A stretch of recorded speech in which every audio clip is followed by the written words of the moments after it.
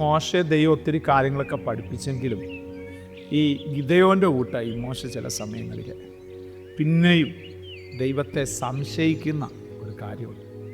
4-ാം അധ്യായം ആദ്യത്തെ വാക്യം, അതിന് മോശ, അവർ എന്നെ വിശ്വസിക്കാതെയും എൻ്റെ വാക്ക് കേൾക്കാതെയും യഹോവ നിനക്ക് പ്രത്യക്ഷനായിട്ടില്ല എന്ന് പറയുമെന്ന് ഉത്തരം പറഞ്ഞു. അതെങ്ങനെ അവർ പറയാൻ പറ്റുന്നേ? എടാ, ദൈവം അയച്ചു കഴിഞ്ഞാൽ ദൈവനിയോഗത്തോടല്ലേ നീ പോകുന്നത്? അപ്പോൾ ദൈവനിയോഗത്തിനകത്തുള്ള പലതും ദൈവം നിനക്ക് തരത്തില്ലേ? പിന്നെ നീ എന്താ അങ്ങനെ കണക്ക് കൂട്ടാനായിട്ട് കഴിയുന്നത്? ഞാൻ ചിന്തിക്കുന്നത്, ഈ ചിന്ത ഇവന് വരാൻ കാരണം വർഷങ്ങൾക്ക് മുമ്പുള്ള കാര്യങ്ങളാണ്. 40ഓളം വർഷത്തിന് മുമ്പ് ആ മിസ്രൈമിൽ ഈ ഇസ്രായേൽ മക്കളുടെ നടുവിൽ നിന്ന് ഉണ്ടായ തിക്താനുഭവങ്ങൾ അവൻ്റെ ജീവിതത്തിനകത്ത് ഒരു ഭയങ്കരമായ മുറിവായിട്ട് കിടക്കുകയാണ്. പ്രിയ ദൈവമക്കളെ, ആന്തരിക മുറിവുകൾ വെച്ചുകൊണ്ട് നമുക്ക് കർത്താവിനെ ഉയർത്താൻ കഴിയത്തില്ല. നമ്മൾ പ്രാർത്ഥിക്കുന്ന പ്രാർത്ഥന പോലും ഭയത്തിനകത്തു നിന്നായിരിക്കും വരുന്നത്. ശക്തമായ ദൈവവേല ചെയ്ത ദൈവമനുഷ്യനാണ് ഏലിയാവ്. അവസാനം നിങ്ങൾ നോക്കിയേ, ഭയപ്പെട്ട് മതി കർത്താവ് എൻ്റെ പ്രാണനെ എടുത്തുകൊള്ളണമേ എന്ന് പറയാനിടയായിത്തീർന്നു. നെഗറ്റീവ് മണ്ഡലങ്ങൾ അങ്ങനെയുള്ളിടത്തുനിന്ന് പുറത്തു വരാനിടയായിത്തീരും. ഇവിടെ കണ്ടോ, ഇത്രയും കാര്യങ്ങളൊക്കെ ദൈവം കൊടുത്തു. ദർശനം കൊടുത്തു, ശബ്ദം കേൾപ്പിച്ചു, നിയോഗം നൽകി, ഞാൻ നിൻ്റെ കൂടെ ഇരിക്കാമെന്ന് പറഞ്ഞു. പിന്നെ അവൻ ചോദിക്കുക, ഞാൻ എന്തുമാത്രമേ ഉള്ളൂ? അവിടെയും കർത്താവ് പല കാര്യങ്ങളും അവനോട് പറയുന്നുണ്ട്. പക്ഷെ പുള്ളിക്കാരങ്ങ് പറയുക, ഇല്ല, എനിക്ക് പ്രത്യക്ഷനായിട്ടില്ലെന്ന് അവർ പറയുമോ?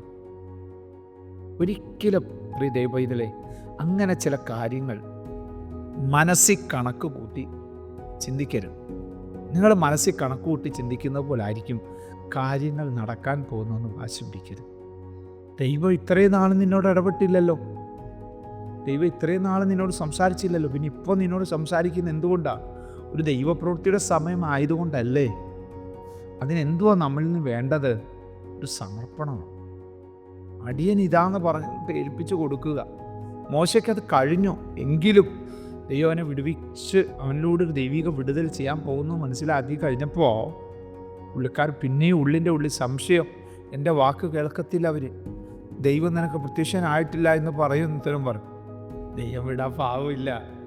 യഹോവ അവനോട്, നിൻ്റെ കയ്യിലിരിക്കുന്ന എന്താന്ന് ചോദിച്ചു.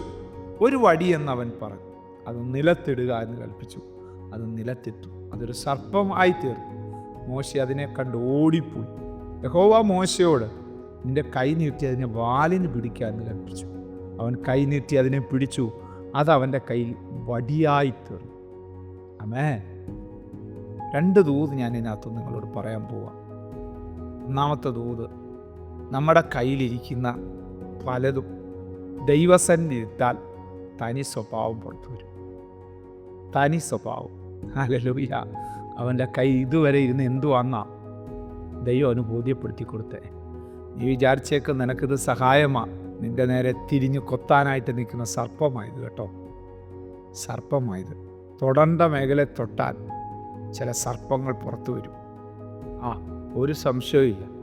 ഇത് കണ്ടിട്ട് ഈയോടാ മോശ ഓടുക.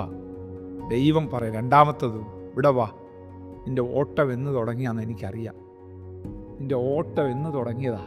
ഇപ്പോൾ നീ നിൽക്കുന്ന ദൈവസാന്നിധ്യത്തില്ല, ഇവിടെ നീ ഓടാൻ പോകുന്നു. നോ, അതിൻ്റെ വാലെ പിടിക്ക്.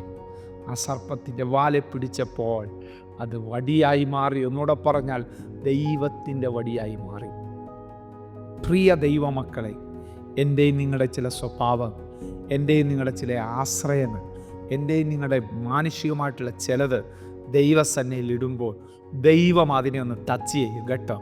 അത് പിന്നത്തേത് നമുക്ക് പ്രയോജനപ്പെടുന്ന ദൈവത്തിൻ്റെ പ്രയോജനകരമായ ആയുധമായിട്ട് മാറും, ഉപകരണമായിട്ട് മാറും.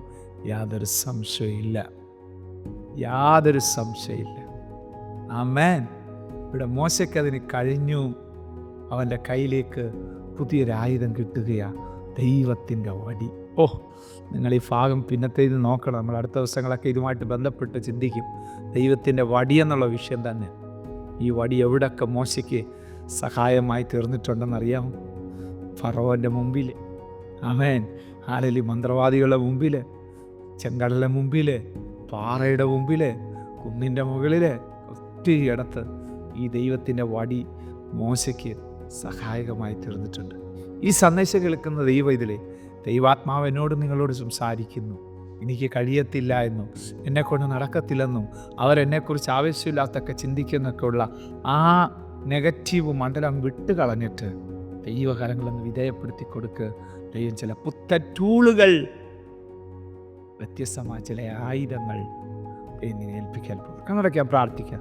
സ്വർഗീയ പിതാവേ, എത്ര ആഴമായിട്ടാണ് ഞങ്ങളോട് സംസാരിച്ചു, എത്ര വ്യക്തമായിട്ട് ഞങ്ങൾ അവിടെ അന്ന് ഇടപെട്ടു. ആ ഇടപെടലുകൾക്കായിട്ട് നന്ദി, ആ ശബ്ദത്തിനായിട്ട് സ്തോത്രം. ഇത് കേട്ടുകൊണ്ടിരിക്കുന്ന എല്ലാവരും ഈ വചനത്തിൻ്റെ വിടുതലിനെ കർത്താവ് അയക്കണമേ. മഹത്വം അങ്ങേക്ക് യേശുവിൻ നാമത്തിൽ തന്നെ ആമേൻ. God bless you.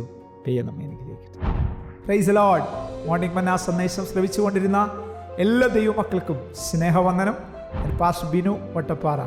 ഈ ദൈവവചന സന്ദേശങ്ങൾ തുടർമാനമായി ലഭിക്കുന്നതിനായി 9745600023 എന്ന വാട്സാപ്പ് നമ്പറിൽ ബന്ധപ്പെടാവുന്നതാണ്.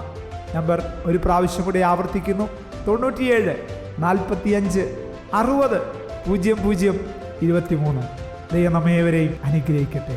God bless you.